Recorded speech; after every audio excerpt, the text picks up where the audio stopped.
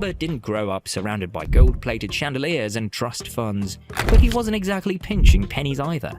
Let's call it middle class, with a twist. His parents weren't just educators, they were overachievers with PhDs. Yup, dinner at the Smith household wasn't about debating last night's NBA game or who's dunking on who. It was all about teaching methods and education reform. Imagine trying to grab an extra slice of pie while your parents are deep in a heated discussion about curriculum strategies. Talk about high-stakes dessert negotiations. Outside their front door, life in East Denver was vibrant. The predominantly black middle-class neighborhood was full of energy, and Robert's parents made sure he knew exactly where he came from. Case in point, when he was barely 6 months old, his mom carried him to the Great March in Washington, where Martin Luther King Jr. delivered his iconic "I Have a Dream" speech. Think about that, a baby present for one of the most defining moments in American history. Fast forward to last year, and in a beautiful full-circle moment, Robert gave a speech on the very same ground for the 60th anniversary of the march. Talk about rewriting history and standing on it. But before he could get to that podium, Robert had to put in serious work. At East High School, he was already showing signs of being a force to reckon with. For instance, when he was just 15 years old, he applied for an internship at Bell Labs. The role was meant for college students. Keyword college. But did that stop this young black boy? Nope. Robert called them every single week for 5 months straight. 5 months! Let's pause for a moment.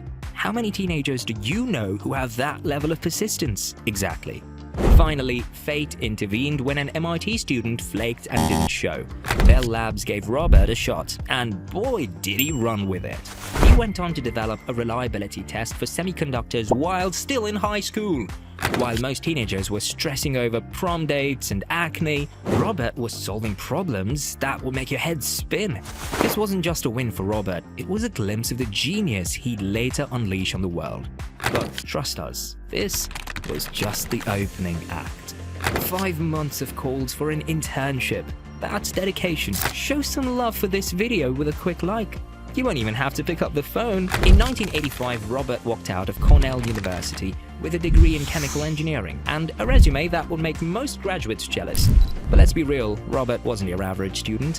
While most of us are just trying to survive college, he was busy winning the Procter & Gamble Technical Excellence Award and joining Alpha Phi Alpha, the oldest African-American fraternity. 3 years before graduation, he'd already pledged brotherhood and started building connections that will last a lifetime.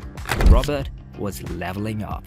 Fresh out of uni, Robert's journey took him through Goodyear Tire and Rubber Company, Air Products and Chemicals, and Kraft General Foods, where he put his chemical engineering chops to work. And when I say work, I mean he wasn't just punching a clock. This guy registered 2 US patents and 2 European patents as a principal inventor. Most of us are just trying to get our name on the team project slide. But of course, being brilliant wasn't enough, because why stop at great when you can aim for legendary? So in 1994, Robert went back to school and snagged an MBA from Columbia University. Why? Because apparently inventing groundbreaking technology wasn't challenging enough. Overachiever?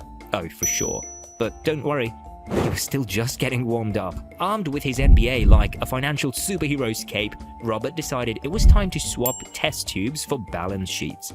Enter Goldman Sachs, the investment banking giant, where the deals are big and the stakes are even bigger. From 1994 to 2000, Robert became a rising star in their technology investment banking division, starting in New York City.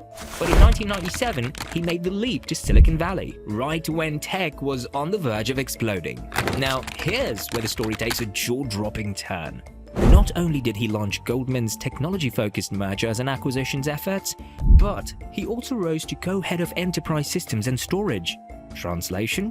He was the guy calling the shots on billion-dollar deals like it was just another Tuesday. And when I say big deals, I mean big. Think $50 billion worth of mergers and acquisitions involving the likes of Apple, Microsoft, eBay, and Yahoo. It's no wonder his reputation in the industry skyrocketed. This was billionaire behavior before he even made his billions.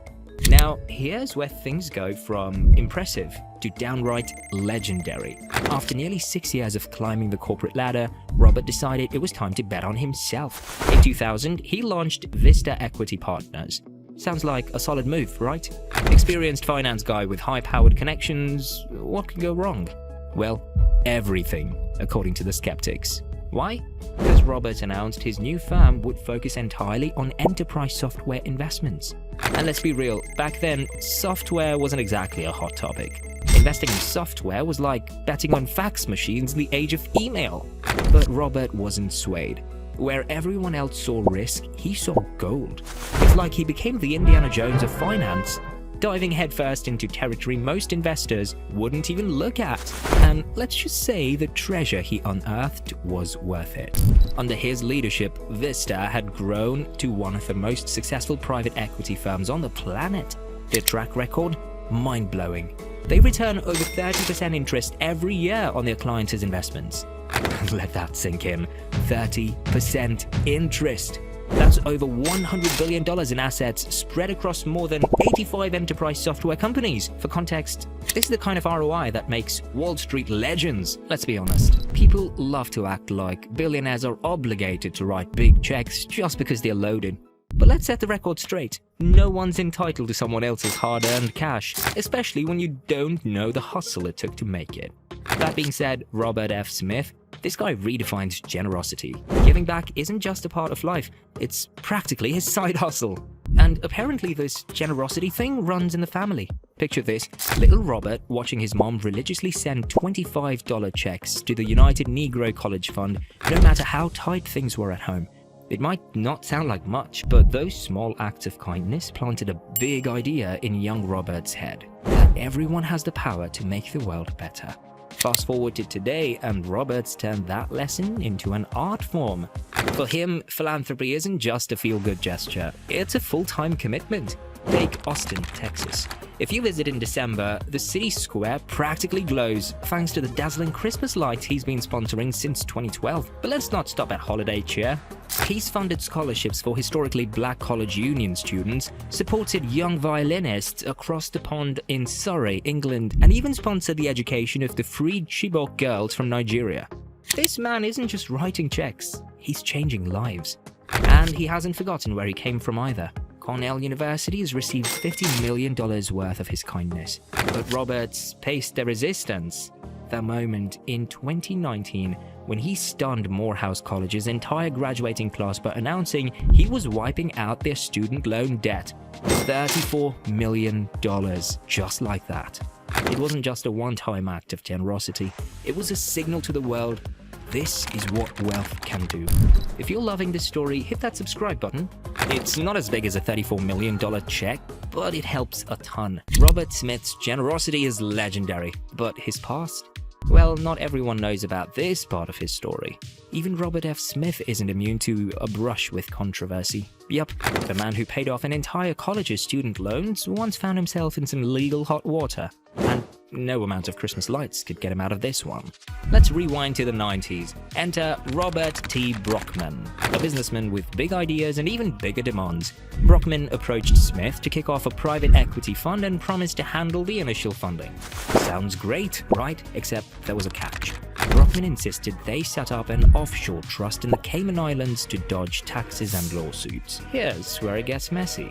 Back then, Smith agreed, and for a while things seemed peachy. Fast forward to 2020, and the party's over.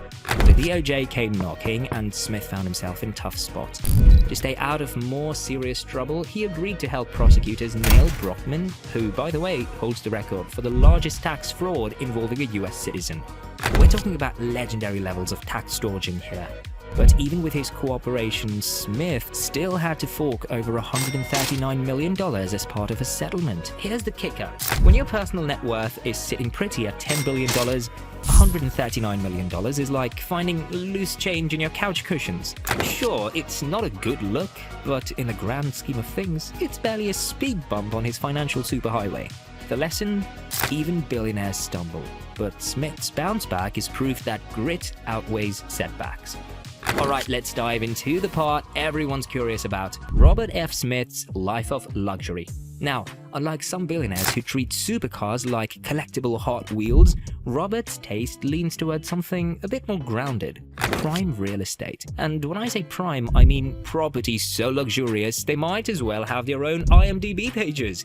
Take 2020 for example. Smith casually dropped $48 million on not one, but two North Palm Beach properties from Russ Weiner. Yes, the guy who founded Rockstar Energy. These Seminole landing estates are nothing short of jaw-dropping. Picture 26,000 square feet of pure indulgence with front row seats to the Atlantic Ocean.